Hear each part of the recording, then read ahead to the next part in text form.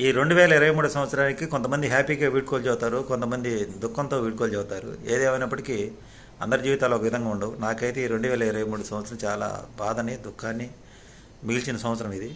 ఈ సంవత్సరం మా అమ్మగారు చనిపోయారు. అసలు ఊహించిన ట్విస్ట్ అనమాట. మా అమ్మకి ఏం కాదులే, ధైర్యంగా ఉంటుందని నేను అనుకుంటాను ఉన్నాను. ఆమె చెప్తానే ఉంటే నాకు, నేను బతకను రా ఎక్కువ కాలం, నాకు ఏదో అలా అనిపిస్తుందని చెప్తున్నా కూడా మేము నమ్మలేదు. కాకపోతే అమ్మ చనిపోయిన బాధ చాలా ఉంది. మా అమ్మ అంటే నాకు చాలా ప్రేమ. అప్పటికి అయినప్పుడు కూడా అమ్మ నేను కొన్ని విషయాలు కూడా ఎప్పుడు నిత్యం పోట్లాడటం జరిగింది. ఆమెకి నాకు రోజు గొడవ జరుగుతూనే ఉంటుంది. ప్రేమ ఇద్దరికి ఒకరికొకరు ప్రేమ ఉంది. ఏంటంటే నా కొడుకు ఏం తెలియదు అనేది ఆమె ఉద్దేశం. అది మా బంధువుల్లో అందరిలో చెప్పి ఆమె చెప్పిన ఉద్దేశం ఏంటంటే నాకేదో సపోర్ట్గా ఉండాలని అందరూ చెప్పింది. కానీ వాళ్ళందరూ కూడా మనకు వ్యతిరేకులే.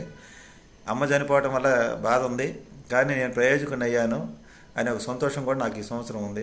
నాకు ఆమె వల్ల ఉన్న బంధాలన్నీ తెగిపోయినందుకు చాలా